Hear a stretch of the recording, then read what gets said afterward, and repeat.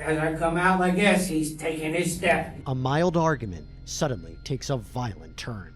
I need a force multiplier because I don't know what's going on. But who's responsible when someone ends up dead? The decision-making process for a jury is an extremely difficult one, particularly in this case. July 19th, 2018, Clearwater, Florida. What you're seeing is the surveillance footage of a parking lot outside of a convenience store. As you'll notice, a car pulls up.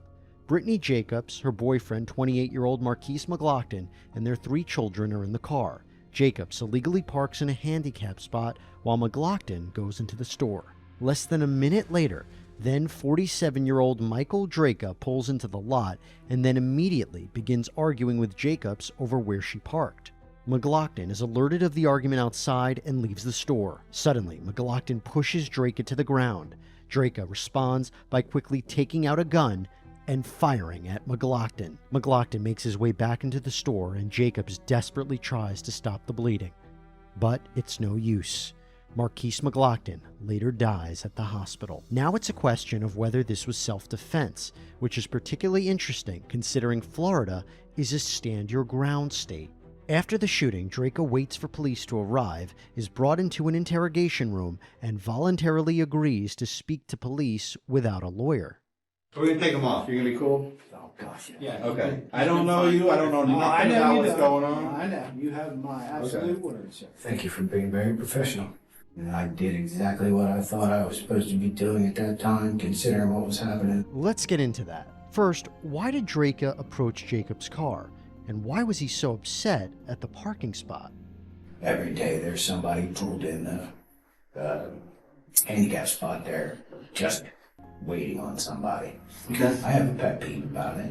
I said, it's not very polite to park here when there's other people who need to use this. She says, is it affecting you directly? I said, if my mother-in-law rolls in, yes, it will be. Not only is Draca's mother-in-law handicapped, but so is a deceased ex-girlfriend of his. Wouldn't it be best, you think, to call law enforcement and say, hey, there's somebody illegally parked? It's not going to help. She'll leave. Okay. Well, she may not They know. always do. In self-defense, you have to ask, who was the aggressor? Draca for starting the verbal confrontation, or McLaughlin for making it physical? It would also be determined that McLaughlin had in his system. The question, though, is did Draca reasonably perceive a threat to his life? The thing I remember her saying is, do I have to get my man? And I said, well, what's that mean? Are we going to fight? Standing like this, talking to her. Okay. I was hit from right here. So he shoved you pretty good. No, for what it felt like is he come running at me. Okay. If you had just been blindsided with no idea who was attacking you, would your firearm be out next move you made? Probably so. What did you think he was going to do? Thinking he's going to finish what the hell he just started. It happened so fast, and that was that. Did he say anything to you? Negative. Not a word. Okay. Did you say anything to him? No. Like back up? Or? No. So he made no threats that he was going to come finish the job? It was an assumption, definitely. Okay. So you just assumed he was going to come do that? Any smart person would. Yeah. Listen closely to what Draca says McLaughlin did when he was on the ground. I start drawing my weapon. As I start leveling off my weapon, he makes his next step towards me. How many steps did he make? Just one step. Okay. But is that true? Did McLaughlin actually move towards Draca? The videotape may say otherwise. Really want somebody to look at those tapes. It should have everything. Okay. What happens if I told you that I looked at the video and in no time and point does he come running up towards you? He actually takes a step back. I would disagree. Did you have time to really look at him and tell that he was coming towards you? The feet said he was coming towards me, and Okay. so did the hips. Did you make a decision to shoot when you pulled the gun out, or was that a Negative. decision made afterwards? Negative decision I made as soon as he moved. Okay. Did you remember having time to think and process No things? time to think.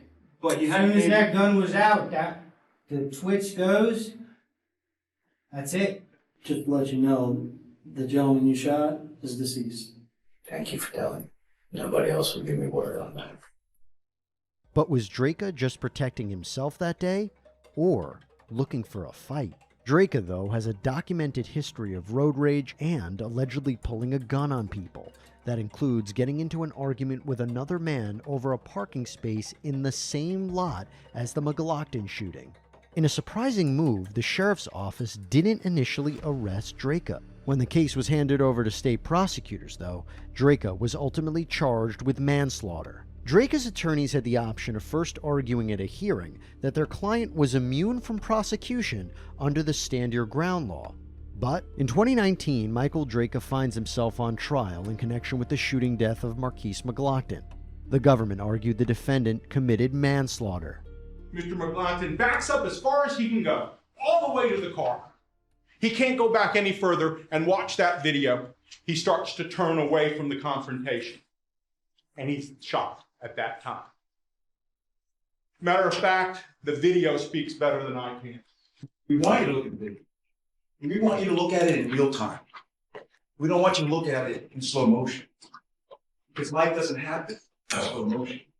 Life didn't happen in slow motion for Mr. Draka. But there was one witness we all waited to hear from, the woman who had the initial confrontation with Draka and who was right there during the shooting, McLaughlin's girlfriend, Brittany Jacobs. Did the defendant shoot Marquise? Yes. Was that after Marquise went backwards? Yes. I seen Marquise down there fighting for his life. So I grabbed a t-shirt and I put it toward his wound and stopped the bleeding. You said the word, I retreated to the left and Marquise retreated. You never used the word retreat in any of your statements to law enforcement, correct? I don't recall, but I remember telling him we was, moving back. Fair, but you never said retreated, correct? I don't remember. After over 6 hours of deliberations, the jury came back with their verdict. To the charge of manslaughter, we, the jury, find as follows as to the defendant in this case. The defendant is guilty of manslaughter as charged. Draka was sentenced to 20 years behind bars, and his life inside hasn't gone so smoothly. Mr. Trevina says, well, a lot of people think this and that. That's not evidence in this courtroom. I think the legacy of this case is that Stand Your Ground does not allow you to bring a gun to a shoving match. Sadly, though, nothing's going to bring the victim back to life. His children will grow up without a father, but hopefully the legacy of this case will live on to prevent future tragedies from happening.